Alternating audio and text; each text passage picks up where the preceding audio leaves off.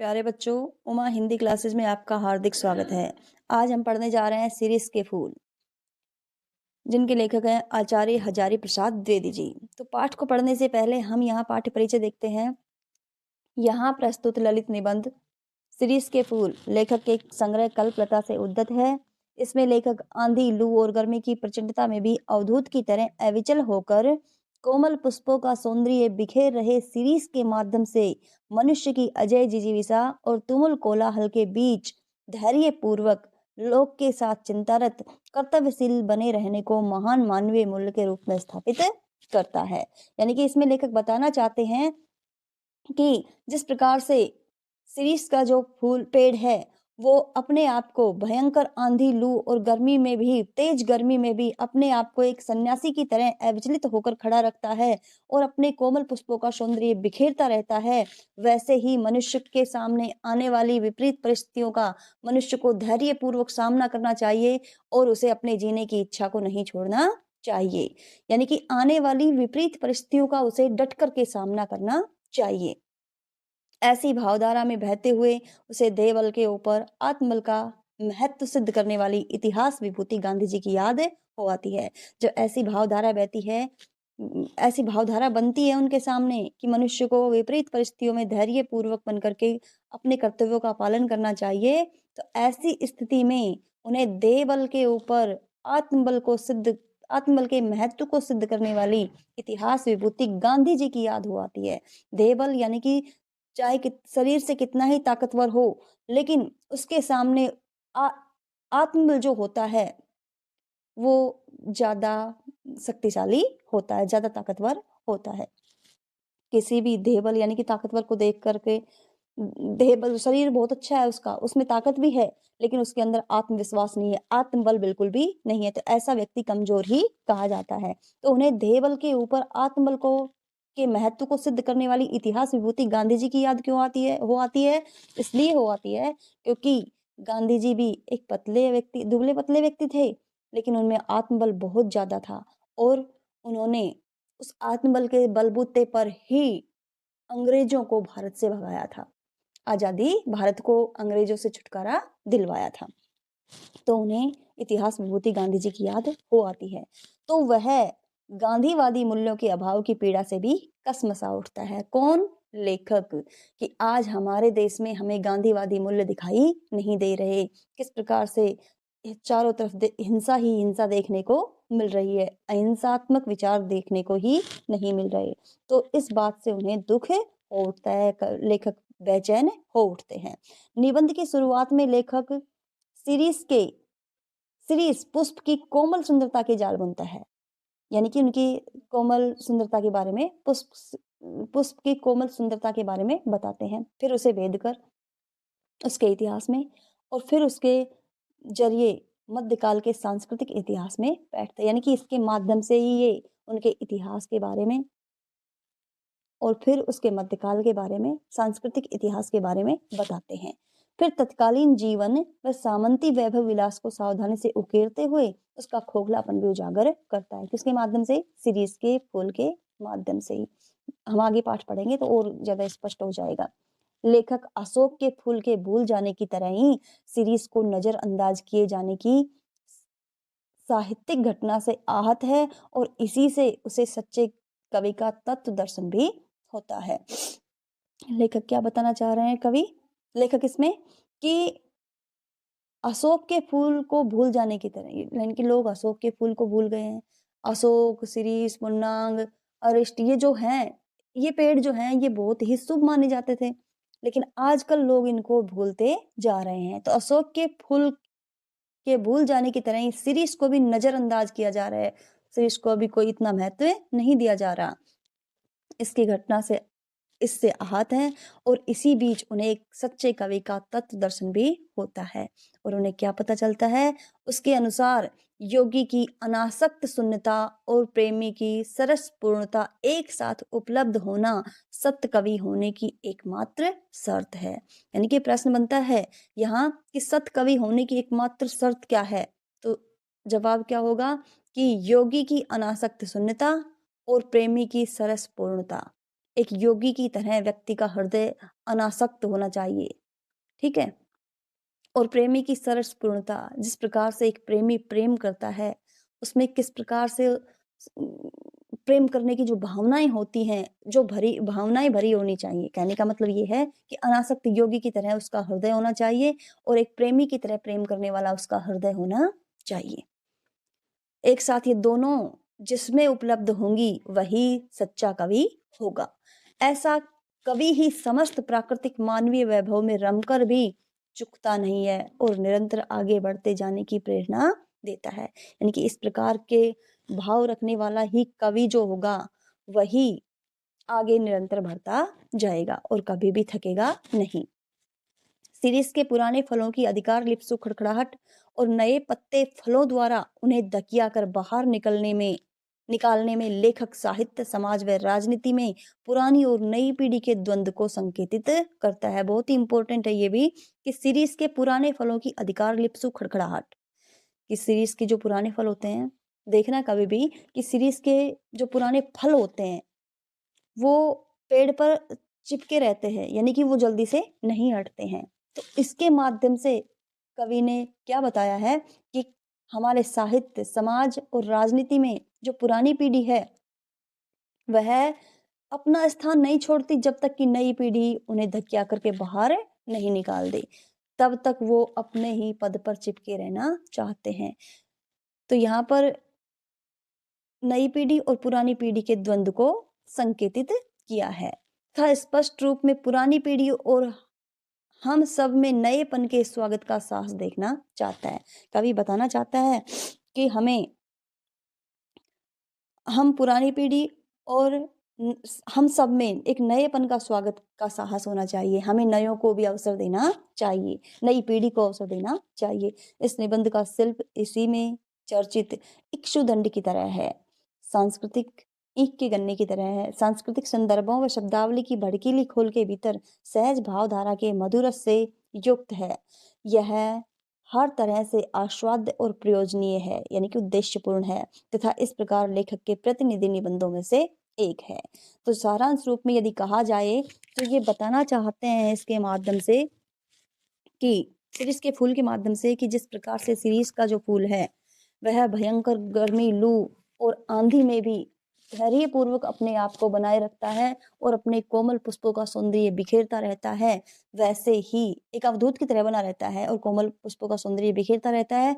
वैसे ही मनुष्य को जीने की इच्छा नहीं छोड़नी चाहिए और विपरीत परिस्थितियों में भी अपने आप में धैर्यशाली बनाए रखना चाहिए। फिर लेखक को बीच में इतिहास विभूति गांधी जी की याद हो आती है और वो गांधीवादी मूल्यों के अभाव रहने के कारण कसमसा उठते हैं, यानी कि बेचैन हो उठते हैं। साथ ही लास्ट में इन्होंने बताया कि सीरीज के जो पुराने फल हैं वो उनकी अधिकार लिप्सु, यानी कि ऐसे पुराने लोग जो साहित्य, समाज और राजनीति से जुड़े हुए हैं और काफी पुराने हो चुके हैं, लेकिन फिर भी वो अपने पद को नहीं छोड़ना चाहते। तो उन्हें जब तक नई पीढ़ी धकिया करके बाहर नहीं कर देती तब तक वो अपने पद पर बने रहना चाहते हैं। ये सीरीज के फलों के माध्यम से बताने की कोशिश की है। तो देखो हम ये पाठ पढ़ते हैं बेटा।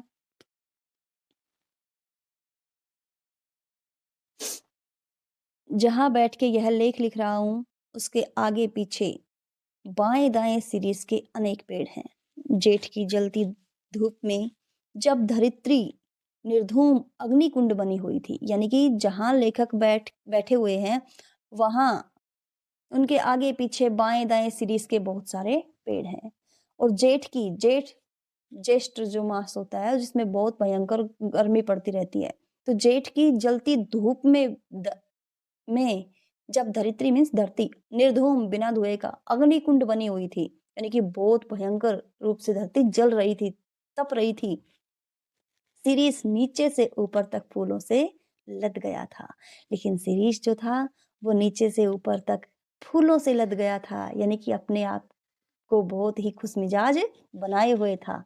कम फूल इस प्रकार की गर्मी में फूल सकने की हिम्मत करते हैं, यानी कि बहुत कम फूल होते हैं जो इस प्रकार की भयंकर गर्मी में फूल सकते हैं। गर्मी में तो पत्ते ही झड़ जाते हैं, फूल तो आने की बहुत दूर की बात है। कर्णिकार और आरगवद की बात मैं भूल नहीं रहा हूं, वे भी आसपास बहुत हैं। लेकिन सीरीज के साथ आरगवद की तुलना नहीं की जा सकती। क्यों? क्यों नहीं की जा सकती? आगे बता रहे हैं।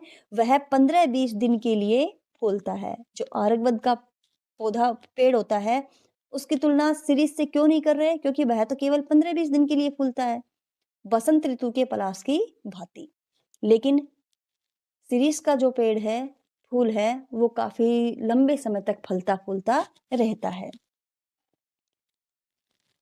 कबीर दास को इस तरह 15 दिन के लिए लहक उठना पसंद नहीं था। तो वो क्या कहते थे? यह भी क्या कि 10 दिन फूले और फिर खंखड़ के खंखड़। क्या कहते थे इसके बारे में? दिन 10 फूला फूल के खंखड़ भया पलास। कि पलास का जो पेड़ है वो 10 दिन के लिए फूलता फूलता है और फिर वैसा का वैसा खंखड़ का खंखड़ यानी कि ठूंठ का ठूंठ हो जाता है। उसमें कोई फूल और पत्ते नहीं होते। ऐसे दुमदारों से तो लंडूरे भले। क्या कहते हैं यहाँ पर कबीरदास जी लेखक? कि ऐसे दुम वाले पक्षियों से तो लंडूरे पक्षी ही भले, जो हमेशा बने तो रहते हैं। कुछ समय के लिए आए वो चीज लेखक को अच्छी नहीं लगती, जो लगातार लंबे समय के लिए रहे वो चीज लेखक को अच्छी लगती है। तो उसके बारे में ये कह रहे हैं कि ऐसे दुम वाले पूंछ वाले पक्षियों से तो लंडूरे पक्षी ही भले। फूल है सीरीज, फूल है तो सीरीज। यहाँ पर इन सब के जरिए यहाँ पर इन्होंने सीरीज के महत्व को स्पष्ट किया है कि फूल है तो सीरीज, जो इतनी गर्मी में भी अपने आप को लहकाता रहता है।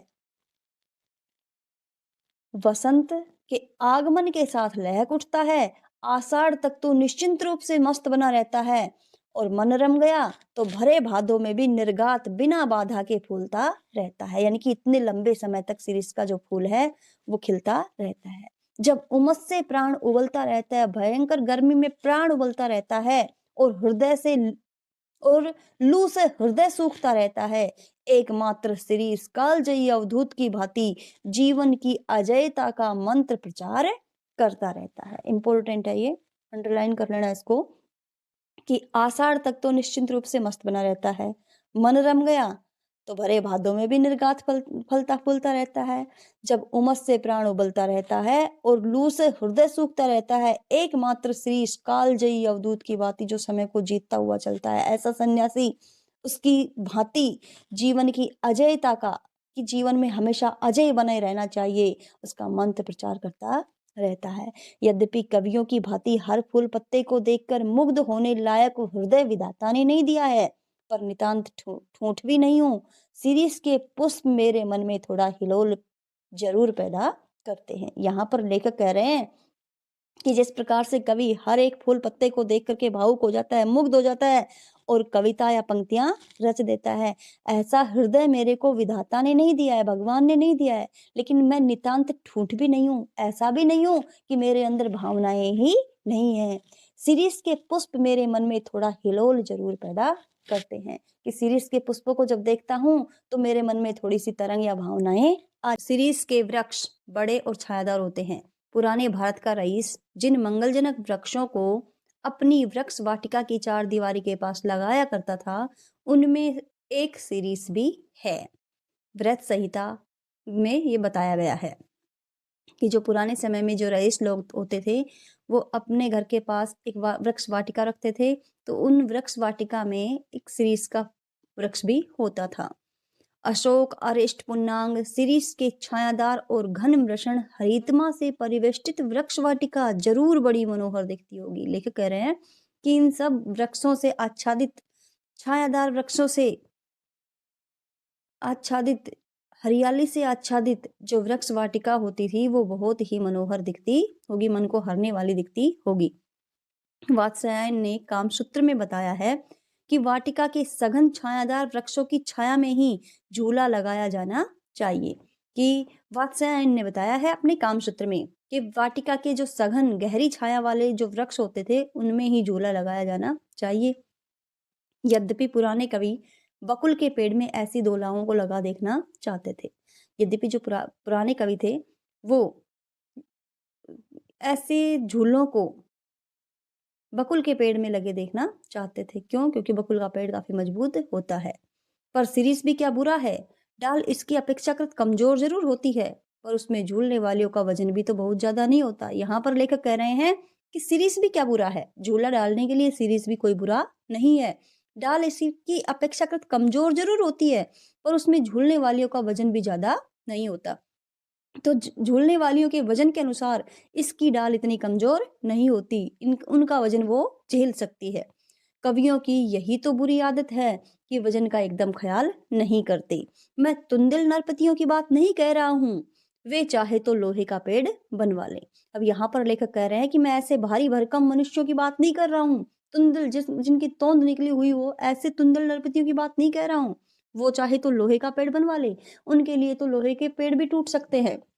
लेकिन जो झूलने वाली स्त्रियाँ होती हैं, उनका वज़न इतना होता है कि जो शिरीष का वृक्ष होता है, शिरीष की डालियाँ जो होती हैं, वो उन स्त्रियों झूलने वाली स्त्रियों का वज़न आसानी से सहन कर सकती हैं, यानी कि भार झेल सकती हैं। शिरीष का फूल संस्कृत साहित्य में बहुत कोमल माना गया है। मेरा अनुमान है कि कालिदास ने यह बात शुरू-शुरू में प्रचार की होगी। उनका इस पुष्प पर कुछ पक्षपात था। मेरा भी है। लेखक कह रहे हैं कि उनका जिस प्रकार से शिरीष के पुष्प के लिए पक्षपात था, वैसा ही मेरा भी है। कह गए हैं, शिरीष पुष्प केवल भौरों के पदों का कोमल दबाव सहन कर सकता है। ये बात किसने कही है? कालिदास जी ने। कि शिरीष का जो पुष्प है वो इतना कोमल होता है कि केवल भौरों के पैरों का ही कोमल दबाव सहन कर सकता है, पक्षियों का तो बिल्कुल भी नहीं। ये बात इन्होंने संस्कृत में कही है, जिसका अर्थ मैं पहले तुम्हें बता चुकी हूँ।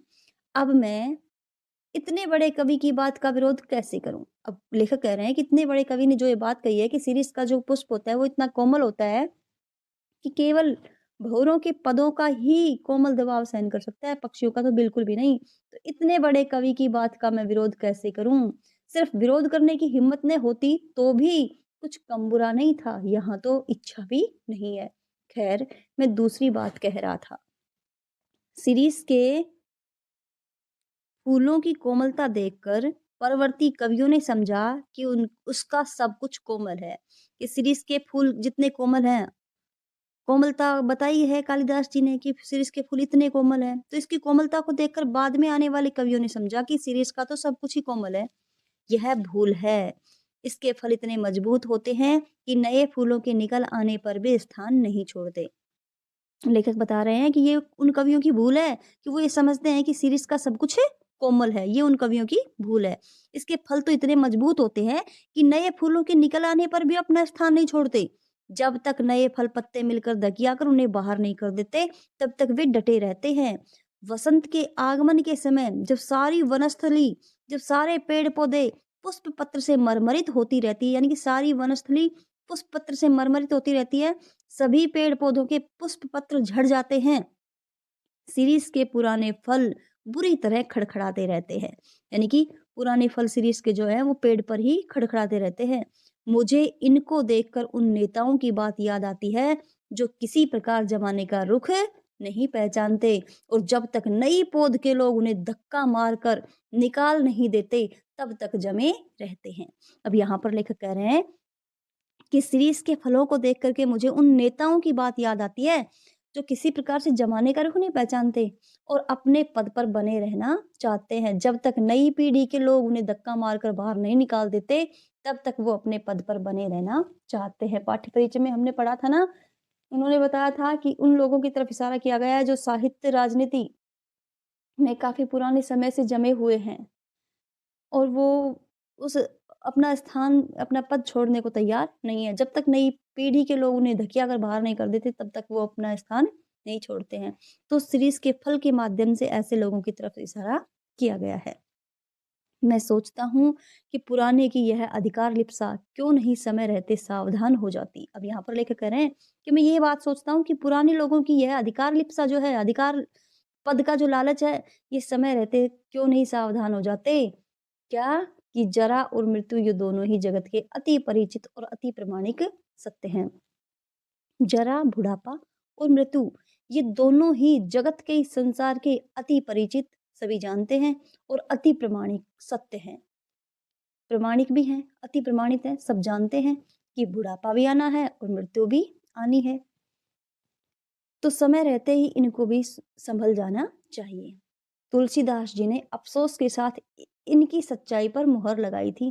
किनकी सच्चाई पर? इनकी सच्चाई पर। धरा को प्रमाण यही, तुलसी जो फरा सो झरा, जो बरा सो बुताना। तुलसीदास जी ने इस बात पर क्या मुहर लगाई? इसकी सच्चाई पर क्या मुहर लगाई थी? यानी कि इन्होंने भी इस बात को एक प्रकार से इसका समर्थन किया था कि धरा को प्रमाण यही, तुलसीदास जी ने कहा जो फरा सो झरा, इस धरती का यही प्रमाण है। तुलसीदास जी कहते हैं कि जो फलता है उसे झड़ना पड़ता है, जो बरा सो बुताना, जो जन्म लेता है उसे मरना पड़ता है। यानी कि तुलसीदास जी ने बताया कि इस धरती का यही प्रमाण है कि जो फलता है उसे झड़ना पड़ता है और जो जन्म लेता है उसे मरना पड़ता है। मैं शिरीष के फूलों को देखकर कहता हूँ कि क्यों नहीं फलते ही समझ लेते बाबा कि झड़ना निश्चित है। कि शिरीष के फूलों को देखकर कहता हूँ, फलों को देखकर कहता हूँ, कवि कह रहे हैं कि उन फलों को तरफ संकेत करके कहता हूँ कि क्यों नहीं समझ लेते कि हमें फलना है और साथ ही फिर झड़ना भी है, हमारा झड़ना निश्चित है। सुनता कौन है? अब लेखक कह रहे हैं कि लेकिन सुनता कौन है? महाकाल देवता सपासप कोड़े चला रहे हैं, जीर्ण और दुर्बल झड़ रहे हैं, जिनमें प्राण कण थोड़ा भी ऊर्ध्वमुखी है वे टिक जाते हैं। दुरंत प्राण धारा और सर्वव्यापक कालाग्नि का संघर्ष निरंतर चल रहा है। मूर्ख समझते हैं कि जहां बने हैं वहीं देर तक बने रहे तो काल देवता की आंख बचा जाएंगे। भोले हैं वे, हिलते डुलते रहो, स्थान बदलते रहो, आगे की ओर मुंह किए रहो तो कोड़े की मार से बच भी सकते हो, जमे की मरे। देखो बेटा क्या कह रहे हैं ये यहाँ पर कि महाकाल देवता सपासप, सपासप एक ध्वनि है कोड़े चलाने की, चला रहे हैं, जीर्ण और दुर्बल झड़ रहे हैं। यानी कि महाकाल देवता, मृत्यु के देवता जो हैं वो सभी लोगों को मृत्यु की आगोश में ले रहे हैं। जो जीर्ण है, कमजोर हैं, दुर्बल हैं, वो लोग काल देवता का शिकार हो रहे हैं। लेकिन जिनमें प्राणकण थोड़ा भी ऊर्ध्वमुखी है, जिनमें थोड़ी सी भी जीने की इच्छा है, वो टिक जाते हैं। संघर्ष करने की शक्ति है वो टिक जाते हैं। दुरंत प्राण धारा और सर्वव्यापक कालाग्नि, यानी कि जीने की इच्छा और कालाग्नि, सर्वव्यापक कालाग्नि, मृत्यु में निरंतर संघर्ष चलता रहता है। जीने की इच्छा और मृत्यु में निरंतर संघर्ष चलता रहता है। मूर्ख समझते हैं कि जहां बने हैं वहीं देर तक बने रहे तो काल देवता की आंख बचा जाएंगे। कि काल देवता की आंख कैसे बचेंगे? मूर्ख लोग ये समझते हैं कि जहां पर बने हुए हैं वहीं पर हम बने रहें, देर तक टिके रहें, तो काल देवता की आँख से बच भी जाएँगे। लेकिन क्या कह रहे हैं लेखक कि ऐसे व्यक्ति भोले हैं जो ऐसा समझते हैं कि जहाँ बने हैं वहीं बने रहें। ऐसा समझते हैं वो मूर्ख हैं, भोले हैं वे। हिलते डुलते रहो, स्थान बदलते रहो, आगे की ओर मुँह किए रहो तो कोड़े की मार से बच भी सकते हो। लेखक कह रहे हैं कि मृत्यु से कब बचते हैं हम? कब बच सकते हैं? हिलते डुलते रहो, स्थान बदलते रहो, आगे की ओर मुँह किए रहो। कहने का मतलब ये है कि हमें अपने जीवन में गतिशील बने रहना चाहिए।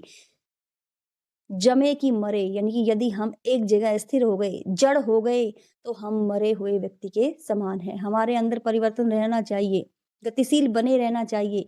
हम जमे कि मरे, यानी कि जमते ही जैसे ही हम स्थिर हो जाएँगे, हम मृत्यु के आगोश में आ जाएँगे। तो हमें हमें अपने जीवन में गतिशीलता बनाए रखनी चाहिए। आगे देखो, एक एक बार मुझे मालूम होता है कि यह सीरीज़ एक अद्भुत अवधूत है, अद्भुत सन्यासी है।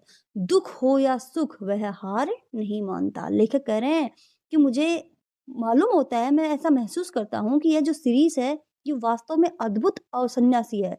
दुःख हो या सुख वह हार नहीं मानता। न ऊधों का लेना और न माधो का देना। अर्थात किस प्रकार से इसके पास सामने विपरीत परिस्थितियाँ रहती हैं, लेकिन फिर भी यह हार नहीं मानता और चाहे इसके पास सुख हो या चाहे दुःख, ये समान स्थिति में रहता है, ये हमेशा हरा-भरा रहता है। तो ये बात ये कह रहे हैं यहाँ पर, मनुष्यों को समझाने की कोशिश कर रहे हैं कि ना सुख में ज़्यादा सुखी होना चाहिए और ना ही दुःख में ज़्यादा दुखी। हमें समान भाव से रखना चाहिए, समान भाव बनाए रखना चाहिए। न धोखा लेना और न माधो का देना, यानी कि किसी से कोई मतलब नहीं। जब धरती और आसमान जलते रहते हैं तब भी यह हजरत न जाने कहाँ से अपना रस खींचते हैं। यानी कि सीरीज के वृक्ष के बारे में कह रहे हैं कि जब धरती और आसमान तेज धूप से तपते रहते हैं, तब भी ये हजरत न जाने कहाँ से अपना रस खींचते हैं। यानी कि इतनी सब कुछ सूख जाता है, आस-पास के सारे पेड़-पौधे सूख जाते हैं, लेकिन फिर भी ये हरा-भरा रहता है, तो न जाने कहाँ से रस खींचते रहते हैं। मौज में आठों याम मस्त रहते हैं, आठों याम मीन्स आठों याम। एक दिन में 4 पैर होते हैं, दिन के 4 पैर और रात के 4 पैर, ठीक है? दिन और रात, आठों याम मस्त रहते हैं। एक वनस्पति शास्त्री ने मुझे बताया है कि यह उस श्रेणी का पेड़ है, जो वायुमंडल से अपना रस खींचता है। तो लेखक कह रहे हैं ज़रूर खींचता होगा, नहीं तो भयंकर लू के समय इतने कोमल तंतुजाल और ऐसे सुकुमार केसर को कैसे उगा सकता था। अब लेखक को यकीन हुआ है इस बात पर। उन्होंने कहा ना कि एक वनस्पति शास्त्री ने मुझे बताया कि यह उस श्रेणी का पेड़ है जो वायुमंडल से अपना रस खींचता है, यानी कि धरती से लेना देना नहीं बल्कि वायुमंडल से रस खींचता है। तो यहाँ लेखक भी इस बात का समर्थन कर रहे हैं एक प्रकार से कि जरूर खींचता होगा, नहीं तो भयंकर लू के समय इतने कोमल तंतुजाल और ऐसे सुकुमार केसर को कैसे उगा सकता था। यानी कि इसके जो फूल आते हैं वो बहुत ही कोमल तंतुओं से युक्त होते हैं। इसमें रेशेदार फूल होता है, इसका रेशे रेशे से होते हैं, तो उसके लिए इन्होंने ऐसा कहा है। अवधूतों के मुंह से ही संसार की सबसे सरस रचनाएं निकली हैं। कबीर बहुत कुछ इस सीरीज के समान ही थे।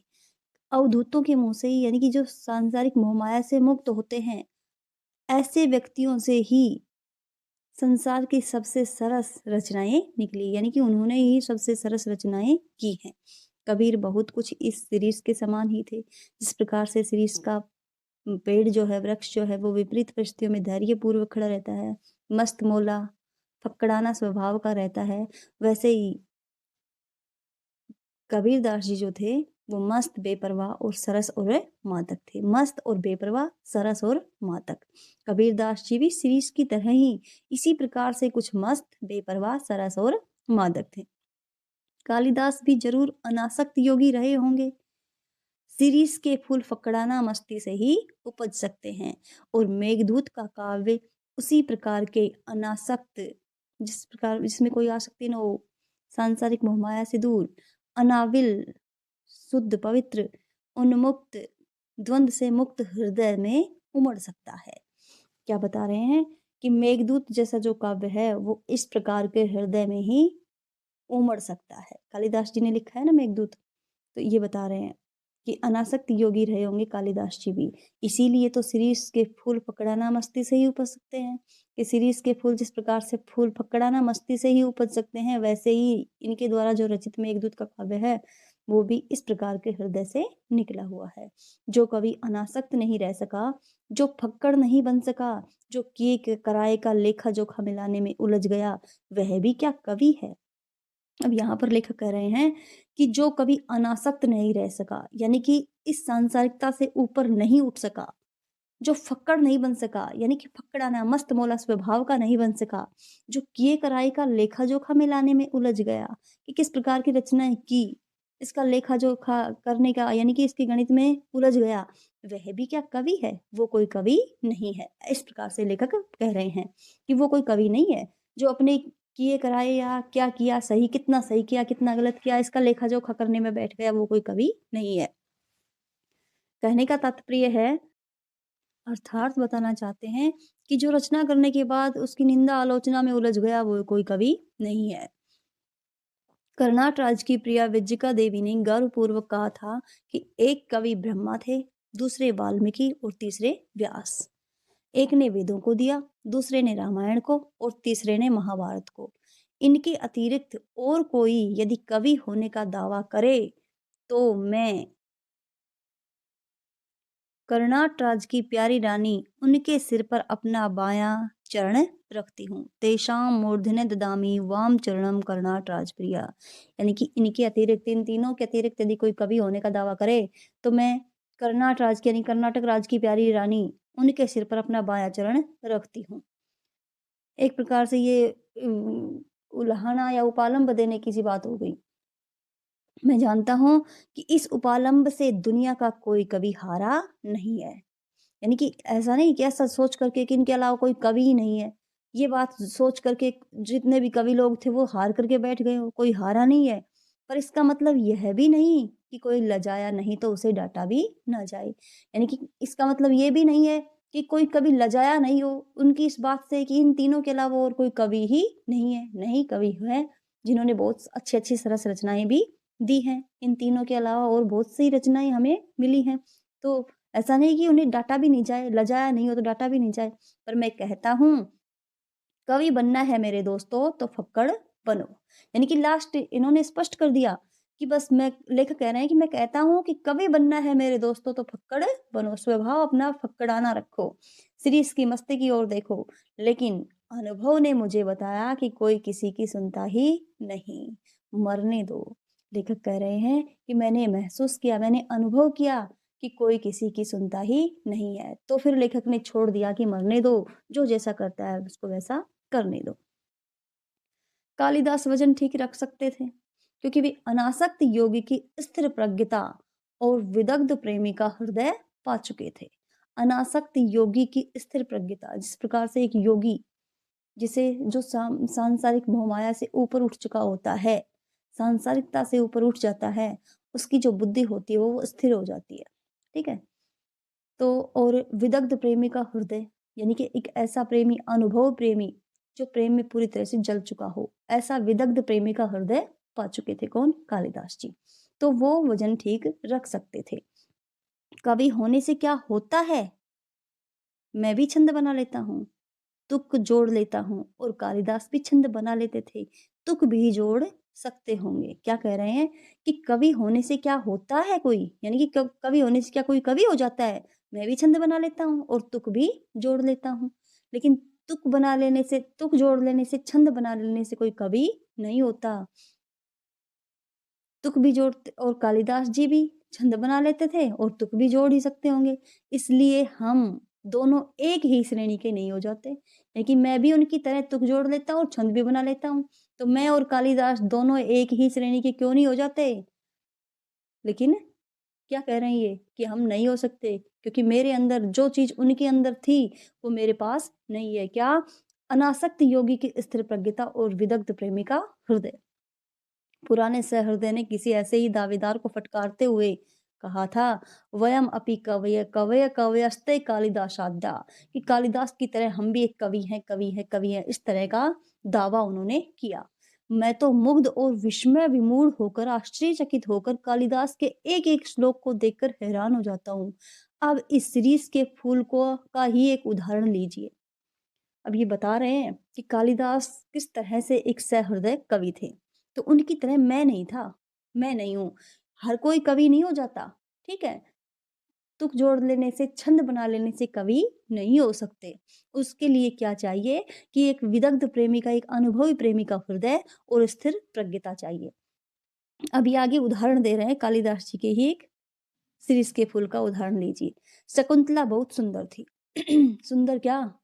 सुंदर क्या होने से कोई हो जाता है? नहीं, देखना चाहिए कि कितने सुंदर हृदय से यह वह सौंदर्य डुबकी लगाकर निकला है। अब ये बताना चाहते हैं कि सुंदर क्या होने से कोई हो जाता है, कि कोई सुंदर है ऐसा कह दिया तो क्या होने से वो सुंदर हो गया? नहीं, ये देखना चाहिए कि रचना में उसकी सुंदरता का जो वर्णन किया गया है, वो हृदय की कितनी गहराइयों के साथ किया गया है। तो यही बात ये बता रहे हैं, देखो कि कितने सुंदर हृदय से वह सौंदर्य डुबकी लगाकर निकला है। जिस सुंदरता या सौंदर्य का वर्णन किया जा रहा है, उसका वर्णन कितने हृदय की गहराई के साथ किया गया है। शकुंतला कालिदास के हृदय से निकली थी। विधाता की ओर से कोई कार्पण्य नहीं था, यानी कि कार्पण्य, कंजूसी। भगवान की ओर से भी शकुंतला बहुत सुंदर थी, ठीक है? और कालिदास जी ने उसका हृदय से वर्णन किया था। तो यहाँ कालिदास जी ने भी बहुत सुंदरता के साथ, बहुत ही हृदय से सुंदरता के साथ उसका वर्णन किया था और विधाता की ओर से भी उसमें कोई कार्पण्य नहीं था, यानी कि शकुंतला वास्तव में बहुत सुंदर थी। कोई कंजूसी भगवान ने बनाने में भी उसे कोई कंजूसी नहीं की थी। कवि की ओर से भी नहीं, यानी कि विधाता की ओर से भी कोई कार्पण्य नहीं था, कोई कंजूसी नहीं थी और कवि की ओर से भी नहीं। कवि ने भी उतने ही सुंदर हृदय से उसका वर्णन किया। राजा दुष्यंत भी अच्छे भले प्रेमी थे। उन्होंने शकुंतला का एक चित्र बनाया था, लेकिन रह रहकर उनका मन खींच उठता था। कहीं न कहीं कुछ छूट गया है। बड़ी देर के बाद उन्हें समझ में आया कि शकुंतला के कानों में वे उस शिरीष पुष्प को देना भूल गए, जिसके केसर गंड स्थल तक लटके हुए थे, और रह गया है शरत चंद्र की किरणों के समान कोमल और शुभ्र मृणाल का हार। विधाता की ओर से कोई कार्पण्य नहीं था और कवि की ओर से भी नहीं। यानी कि ये बता रहे हैं कि शकुंतला बहुत सुंदर थी, कालिदास के हृदय से निकली थी, यानी कि हृदय से उसका वर्णन किया था। विधाता की ओर से भी कोई कार्पण्य नहीं था, कोई कंजूसी नहीं थी, और कवि की ओर से भी नहीं, यानी कि कवि ने भी वर्णन करने में किसी प्रकार की कोई कंजूसी नहीं की थी। शकुंतला की सुंदरता का वर्णन उन्होंने बहुत ही हृदय से किया था। राजा दुष्यंत भी अच्छे भले प्रेमी थे। उन्होंने शकुंतला का एक चित्र बनाया था, लेकिन रह रहकर उनका मन खींच उठता था। क्या?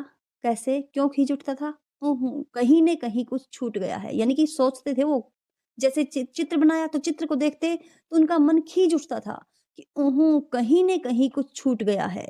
बड़ी देर के बाद उन्हें समझ में आया कि शकुंतला के कानों में वे उस शिरीष पुष्प को देना भूल गए हैं, जिसके केसर गंड स्थल तक लटके हुए थे, और रह गया है शरद चंद्र की किरणों के समान कोमल और शुभ्र मृणाल का हार।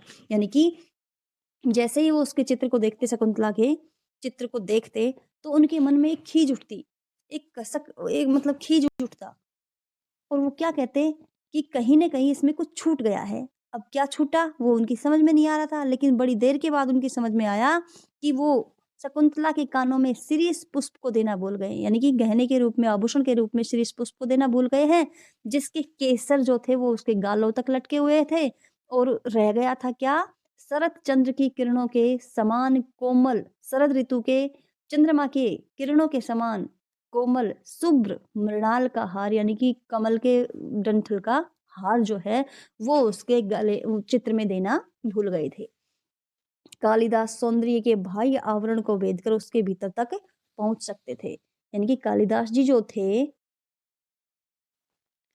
कालिदास सौंदर्य के बाह्य आवरण को भेदकर उसके भीतर तक पहुंच सकते थे। कहने का मतलब ये है कि कालिदास जी सौंदर्य के बाह्य आवरण को तो देखते ही थे, लेकिन उसके हृदय की सुंदरता को भी वो देखते थे। उस सुंदरता को अंदर तक जाकर के वो देखते थे, उसकी गहराई तक वो देखते थे। दुख हो या सुख, वे अपना भाव रस उस अनासक्त कृपिवल की भांति खींच लेते थे, जो निर्दलित इक्षुदंड से रस निकाल लेता है। यानी कि वे अपना भाव, सुख हो या दुख, कैसी भी स्थिति हो, वे अपना भाव जो है वो रस उस अनासक्त कृपिवल, यानी कि किसान की भांति खींच लेते थे, जो निर्दलित इक्षुदंड से, ईख के गन्ने से रस निकाल लेता है। कालिदास महान थे क्योंकि वे अनासक्त रह सके थे। कुछ इसी श्रेणी की अनासक्ति आधुनिक हिंदी कवि सुमित्रानंदन पंत में भी है। कविवर रविंद्रनाथ में यह अनासक्ति थी। बता रहे हैं कि जो आधुनिक कवि हैं उनमें भी कुछ इस प्रकार की जो अनासक्ति थी वो देखने को मिलती है। तो सुमित्रानंदन पंत में भी और रविंद्रनाथ टैगोर में भी। तो रविंद्रनाथ ने क्या लिखा? उन्होंने कहा, एक जगह उन्होंने लिखा, राज उद्यान का सिंह द्वार कितना ही अब्रभेदी क्यों न हो। राज उद्यान का जो सिंह द्वार है, मुख्य द्वार जो है, वो कितना ही अब्रभेदी, यानी कि आसमान को छूने वाला क्यों न हो, उसकी शिल्पकला कितनी ही सुंदर क्यों न हो, वह यह नहीं कहता कि हम में आकर आकर ही सारा रास्ता समाप्त हो गया है। असल गंतव्य स्थान उसे अतिक्रम करने के बाद ही है। यही बताना उसका कर्तव्य है। क्या कह रहे हैं कि वो ये नहीं कहता कि सारा वह यह नहीं कहता कि हम में आकर ही सारा रास्ता समाप्त हो गया है। बल्कि वो क्या कहता है कि असल गंतव्य स्थान उसे अतिक्रम, यानी कि लांघने के बाद ही है। कि राजोद्वार का जो मुख्य दरवाजा है वो कितना ही आसमान को छूने वाला क्यों ना हो, उसकी सुंदरता, बनावट, शिल्पकला जो है वो कितनी ही सुंदर क्यों ना हो, लेकिन वो ये नहीं कहता कि सब कुछ आकर के मेरे अंदर ही समाप्त हो गया, बल्कि वो ये कहता है कि असल गंतव्य, असल मंजिल तो तुम्हारी कब है, मुझे लांघने के बाद ही देखने को मिलेगी। यही बताना उसका कर्तव्य है। फूल हो या पेड़, वह अपने आप में समाप्त नहीं है।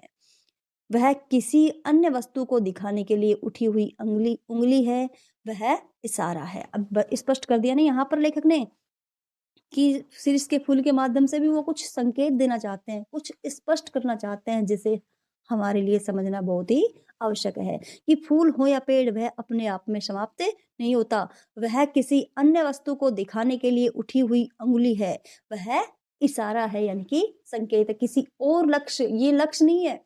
शिरीष का फूल एकमात्र लक्ष्य नहीं है यहाँ, वो किसी और लक्ष्य की तरफ संकेत करना चाहता है, उठी हुई अंगुली है। शिरीष तरु सचमुच पक्के अवधूत की भांति मेरे मन में ऐसी तरंगे जगा देता है जो ऊपर की ओर उठती रहती हैं। यहाँ पर लेखक कह रहे हैं कि शिरीष का जो पेड़ है वो वास्तव में एक अवधूत की भांति, एक सन्यासी की भांति मेरे मन में तरंगे जगा देता है, जो ऊपर की ओर उठती रहती है, जो मुझे हमेशा उत्साहित करती रहती है। इस चिलकती धूप में इतना सरस वह कैसे बना रहता है? क्या बाह्य परिवर्तन, धूप, वर्षा, आंधी, लू अपने आप में सत्य नहीं है? अब लेखक प्रश्न कर रहे हैं कि ये जो परिस्थितियां हैं, धूप, बाह्य परिवर्तन, धूप, वर्षा, आंधी, लू, क्या ये अपने आप में सत्य नहीं है?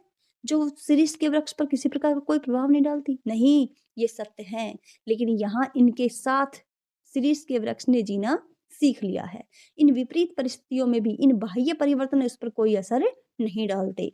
ये बताना चाहते हैं, यहाँ पर लेखक संकेत दे रहे हैं कि हमारे ऊपर भी ये जो बाह्य परिवर्तन है, ये हमारे ऊपर भी किसी प्रकार का कोई असर डालना नहीं चाहिए। इनसे हम प्रभावित नहीं होने चाहिए, यानी कि हमें भी ये प्रभावित नहीं करने चाहिए। हम इनसे अप्रभावित रह सकते हैं। हमारे देश के ऊपर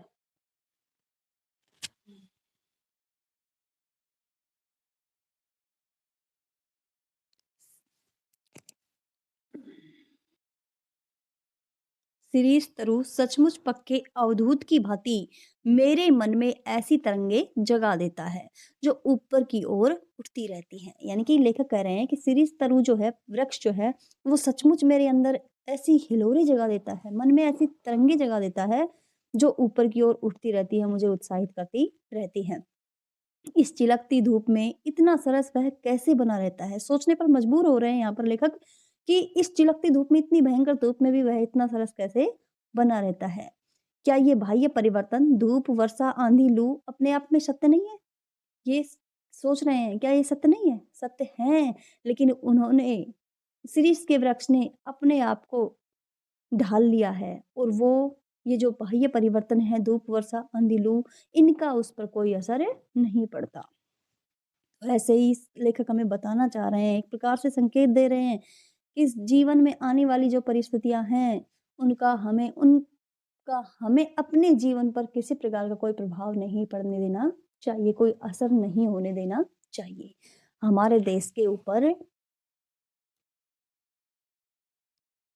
हमारे देश के ऊपर से जो यह मारकाट, अग्निदाह, लूट-पाट, खून-खच्चर का बवंडर बह गया है, उसके भीतर भी क्या स्थिर रहा जा सकता है?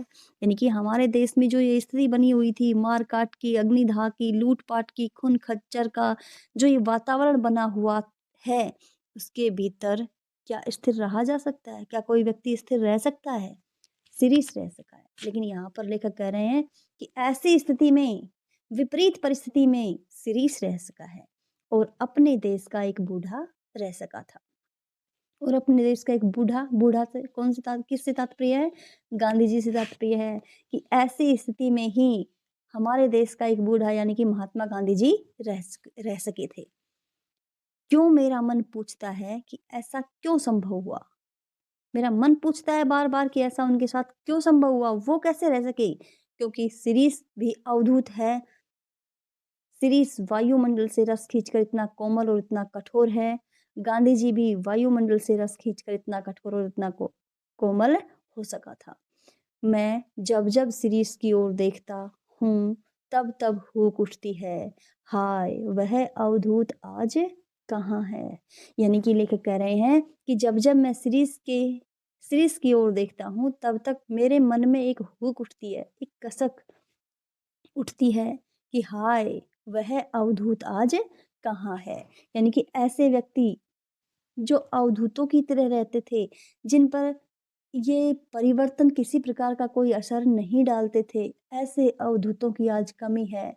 आज वह अवधूत कहाँ हैं? यानी कि ऐसे अवधूत देखने को नहीं मिल रहे, जो सब कुछ त्याग करके और अपने देश के लिए लड़ सकें या फिर त्याग करके अपने जीवन में आगे बढ़ सकें, ऐसे अवधूत देखने को नहीं मिल रहे हैं। हाय, वह अवधूत आज कहाँ है? इसके माध्यम से लेखक हमें समझाना चाहते हैं कि आज हमारे देश में हिंसा, असहिष्णुता और कठोरता का वातावरण बना हुआ है। इससे सभ्यता के नष्ट होने का संकट खड़ा हो गया है। ऐसे समय में देश के मार्गदर्शन के लिए महात्मा गांधी जैसे अवधूतों की प्रबल आवश्यकता है। तो इसलिए उन्होंने ये बात कही है और आज ऐसे लोग देखने को नहीं मिल रहे हैं। तो ये इसलिए कही है कि हाय, वह अवधूत आज कहाँ है, जो इस प्रकार के संकट से हमें मुक्ति दिला सके। प्रिय विद्यार्थियों, मैंने आपको ये पाठ पढ़ा दिया है। आशा करती हूँ कि आपको अच्छे से ये पाठ समझ में आ गया होगा और साथ ही मैं ये भी उम्मीद करती हूँ कि आप लोग जिस भी बच्चे को इस पाठ की ज़रूरत है, जो भी ये पाठ पढ़ना चाहता है, उस बच्चे तक आप इसको पहुँचा देंगे। तो मैं आपसे ये विनती करती हूँ कि आप ज़्यादा से ज़्यादा इस पाठ को या इस वीडियो को शेयर करें, ताकि जिन भी बच्चों को इस पाठ की ज़रूरत है, वो इसे पढ़ सकें। धन्यवाद।